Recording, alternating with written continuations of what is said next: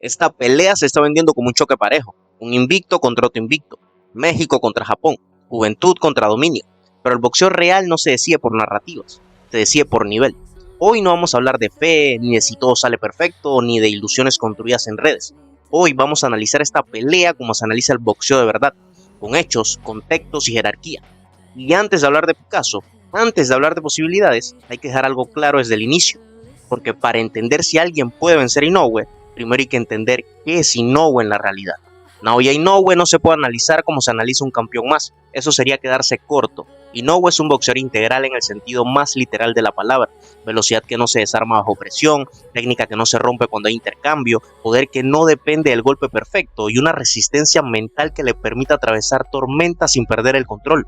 No es casualidad que desde medios especializados se le describa como agresivo, rápido e inteligente al mismo tiempo, una combinación que rara vez convive en un solo peleador. Cuando se dice que lo tiene todo, no es una frase bonita, es una descripción funcional de lo que pasa arriba del ring. Su dimensión va más allá del cuadrilátero. En Japón, Inoue no es solo un campeón, es una figura nacional, un símbolo deportivo comparable con los íconos más grandes del país. Eso importa, porque habla del peso de su carrera, de la exigencia constante de pelear siempre con la presión de representar algo más grande que un cinturón, y aún así nunca ha retrocedido. Al contrario, ha construido un legado que ya es histórico, 4 divisiones conquistadas, 2 categorías en las que fue campeón indiscutido, algo que muy pocos han logrado en la era moderna. No estamos hablando de un peleador en su pico momentáneo, sino de alguien que ya dejó huellas en los libros del boxeo. A sus 32 años, su récord invicto no impresiona solo por el número, sino por la forma.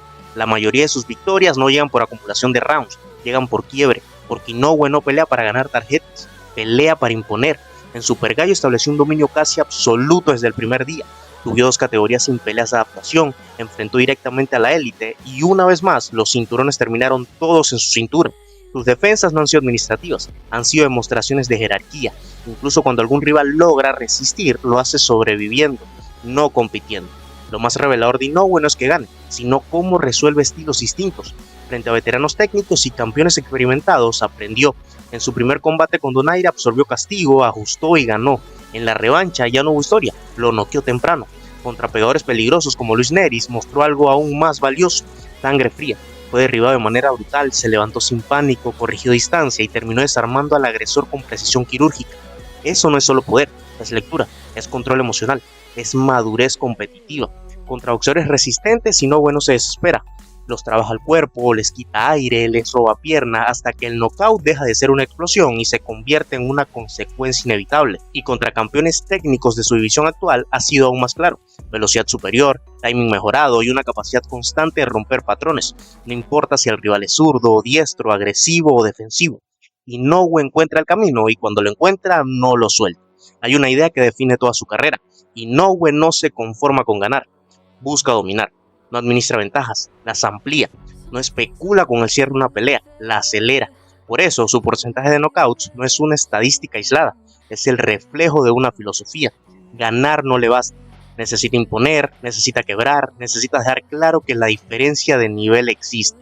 Y cuando un peleador opera así durante años, contra campeones, retadores obligatorios y rivales de estilos opuestos, deja de ser el campeón del momento y se convierte en un referente histórico. Inoue no es solo fuerte, no es solo rápido, no es solo talentoso, es completo, probado y dominante.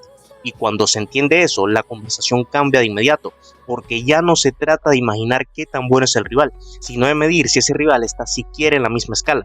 Cuando dejamos a Inoue en su dimensión real, toca mirar a David Picasso con la misma frialdad, sin romanticismos, sin hype, y entendiendo exactamente dónde está parado en su carrera.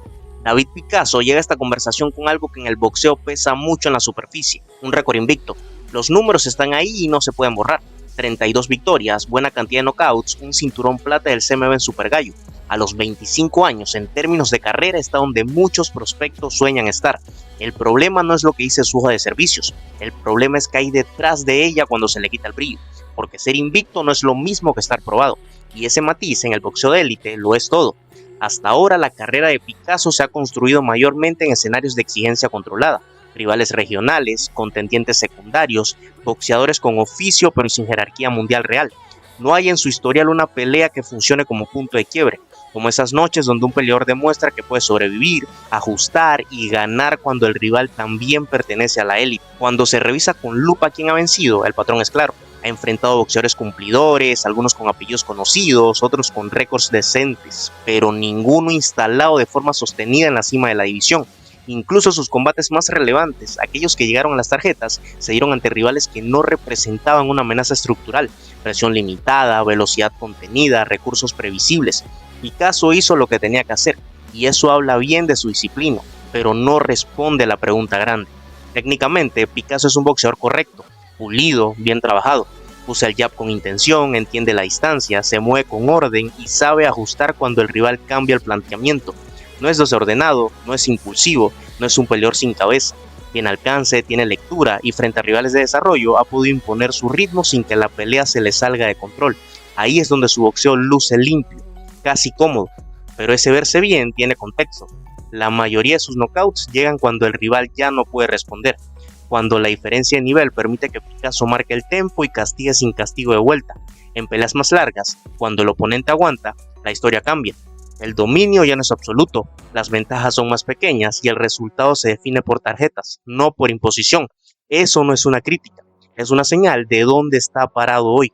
Aquí es donde conviene ser fríos. En el boxeo, lucir sólido contra rivales de desarrollo no garantiza nada cuando enfrenta hay velocidad superior, lectura avanzada y castigo real. Los campeones de élite no te dan tiempo, no repiten patrones, no se dejan medir durante 4 o 5 rounds, te obligan a decidir bajo presión constante. Y hasta ahora, Picasso no ha tenido que pelear en ese contexto. No ha estado en el fuego, donde cada ajuste es respondido con otro ajuste más violento. Por eso su récord, aunque legítimo, también es representativo de un matchmaking cuidadoso. No es una acusación, es una práctica común en el boxeo moderno. Se construyen carreras paso a paso. El problema surge cuando ese paso siguiente no es gradual, sino un salto al vacío. Pasar de rivales de segundo escalón a enfrentar al campeón indiscutido libra por libra no es una progresión normal, es una ruptura de escala. La pelea contra Naoya Inoue será, sin discusión, la primera vez que David Picasso se mida contra un nivel que no perdona. Hasta ese día, todo lo que se diga sobre su techo es proyección. Puede tener talento, puede tener disciplina, puede tener futuro, pero aún no tiene prueba definitiva. Y en el boxeo, el todavía no pesa más que el quizás sí. Y ahí entramos a lo que realmente define esta pelea. No el talento, no el invicto, sino el nivel de oposición. Porque en este deporte, la calidad de los rivales que enfrenta termina revelando exactamente quién eres y quién no. En el boxeo profesional hay un factor que termina revelándolo todo tarde o temprano, el nivel de oposición. No importa cuán limpio sea tu récord, ni cuán prometedor se vea tu estilo, si la mayoría de tus victorias llegaron frente a rivales que nunca estuvieron cerca de la élite. Y este combate expone esa realidad con crudeza, porque aquí no se está comparando a dos invictos equivalentes, se está contrastando un campeón construido en el fuego de la alta competencia contra un boxeador que llega invicto, pero sin haber caminado todavía ese terreno. Naoya Inoue no llega a esta pelea desde la proyección, llega desde la confirmación. Tu récord no se sostiene sobre promesas, sino sobre nombres, títulos y divisiones conquistadas. Ha enfrentado campeones consolidados, contendientes obligatorios, estilos incómodos y pegadores peligrosos. Y en todos los casos la historia fue la misma: ajuste, dominio y ruptura. No importa si el rival ven invicto, con apellido pesado o con reputación de pegada. Inoue los procesó a todos en escenarios de máxima exigencia. Del otro lado está David Picasso, joven, ordenado, disciplinado, con un invicto que luce sólido en papel. Pero cuando se revisa la calidad de los oponentes, el contraste es evidente.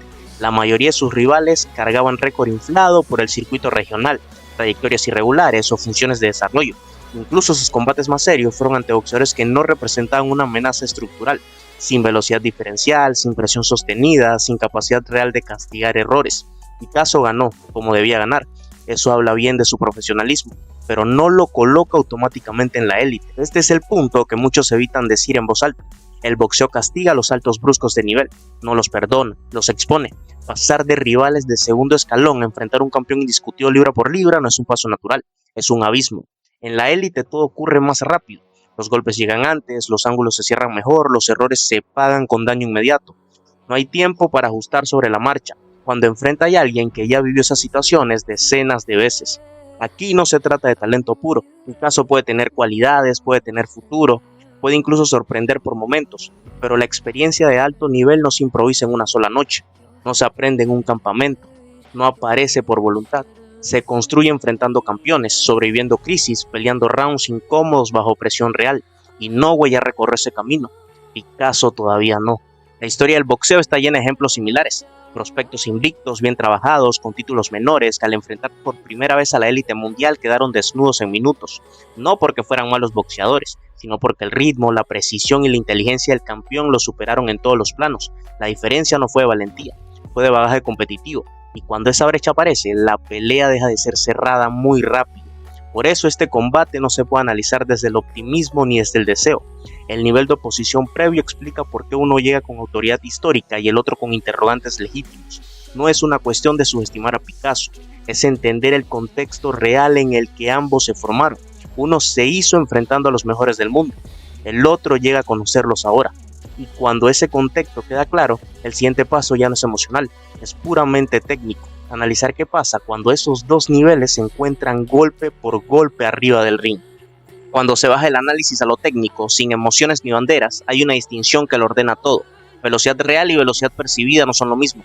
Un boxeador no lanza los golpes más rápidos porque mágicamente acelera los brazos, sino porque controla el ritmo del combate. Cuando domina el centro del ring, cuando tiene tiempo para plantarse, medir y ejecutar, sus golpes se ven más veloces, más limpios, más dañinos. Eso es exactamente lo que hace Naoya Inoue cuando impone su tempo. El rival siente que todo le llega antes, aunque la velocidad física sea la misma. En contextos donde Inoue marca el ritmo con el jab, con pequeños pasos y con presión constante, el oponente queda obligado a reaccionar, no a proponer. Y cuando un boxeador pierde el tiempo para armar sus ataques, la técnica empieza a degradarse. Los golpes salen antes de estar bien plantados, el equilibrio se rompe, la precisión cae. Ahí el boxeo deja de ser elaboración y pasa a ser supervivencia. Y en ese terreno, Inoue se mueve con naturalidad. La precisión bajo presión es otro punto clave. Cuando el combate se acelera y el volumen sube, incluso los peleadores de élite conectan menos, no porque sean menos técnicos, sino porque el rival no concede espacios. El boxeador presionado debe dividir su atención entre cubrirse, moverse y responder. Y cuando eso ocurre, la limpieza del golpe se pierde. El cuerpo ya no está enfocado en apuntar, sino en resistir. En ese escenario, la estadística baja, pero el daño aumenta, porque los pocos golpes que entran suelen ser contundentes. Aquí es donde el contraste con Picasso se vuelve evidente. Picasso luce mejor cuando la pelea se da en rangos cómodos, cuando puede establecer el jab, medir la distancia y disparar con calma. Su boxeo necesita espacio y pausa. Cuando el rival no invade constantemente, Picasso puede trabajar con orden, ajustar y sumar puntos, pero ese esquema depende de una condición fundamental, que el oponente respete su pegada y le conceda tiempo. Inoue no hace ninguna de las dos cosas, no respeta la pegada ajena en el sentido táctico y no concede pausas, avanza incluso cuando sabe que puede recibir porque su volumen termina desbordando cualquier esquema defensivo. Ante presión agresiva, la defensa del rival se vuelve reactiva, guardia alta, pasos hacia atrás, clinch, bloqueos. Eso reduce drásticamente la capacidad de contraatacar con precisión.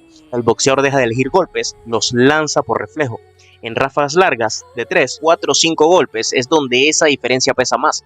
Picasso no ha sido sometido de forma sostenida a ese tipo de asedio. En intercambios intensos pero cortos ha sabido responder, pero cuando el volumen se prolonga, su tendencia es replegarse, cubrirse y buscar salida lateral. Esa es una reacción lógica y correcta frente a presión, pero no es suficiente contra alguien que sabe cortar el ring y relanzar combinaciones sin perder equilibrio. Inoue, además, no ataca de forma lineal. Trabaja el cuerpo para debilitar la base, baja la guardia rival y luego cambia niveles con combinaciones poco previsibles. Usa ganchos, uppercuts y rectos encadenados con transiciones rápidas que rompen cualquier patrón defensivo. No repite secuencias, no te deja leerlo. Y cuando el rival intenta recuperar espacio, Inoue ya está cerrando el ángulo. Todo eso reduce aún más el tiempo de reacción. El resultado técnico es claro, las virtudes de Picasso existen, pero solo funcionan cuando él controla el tempo. Inoue por diseño pelea para quitarte ese control, no te deja pensar, no te deja medir, no te deja instalarte. Te obliga a responder en un entorno donde la precisión cae, la defensa se vuelve pasiva y cada segundo de retraso se paga con castigo. Dicho de forma simple y brutal, lo que funciona con tiempo deja de funcionar sin él. Y frente a Inoue, el tiempo es el primer recurso que desaparece. Llegado a este punto ya no hay nada que construir, solo que decir la verdad aunque no sea la más cómoda. El escenario más probable es el que se construye cuando cada boxeador rinde dentro de lo que normalmente ha mostrado en su carrera, y ahí la lógica se impone sin necesidad de exagerar. Un campeón con dominio histórico, alto porcentaje de knockouts, capacidad de adaptación probada y experiencia frente a la élite suele imponer condiciones. No necesita una noche perfecta, le basta con ser el mismo. En ese contexto, lo esperable es que controle el ritmo Inoue, que obliga al rival a retroceder, que reduzca su margen de maniobra y termine resolviendo la pelea antes del límite o con una ventaja clara en las tarjetas. No es una falta de respeto decir que Picasso no va a ganar, tampoco es subestimarlo, es entender el nivel de Inoue. Hoy esta pelea no está pareja, no porque Picasso es un mal boxeador, porque no lo es, sino porque Inoue está varios escalones arriba en todos los planos que realmente definen una pelea grande: experiencia al máximo nivel, adaptación bajo presión, margen de error y capacidad de imponer condiciones cuando el combate se vuelve incómodo. Eso no se compensa con voluntad ni con invicto, se construye con tiempo. El boxeo no castiga la falta de talento, castiga los atajos, y esta pelea hoy es un salto demasiado grande, no porque Picasso no tenga futuro, sino porque aún no ha recorrido el camino que exige enfrentar un campeón de este calibre. Las grandes victorias no llegan por fe, llegan por proceso, y el proceso no se puede acelerar sin pagar un precio.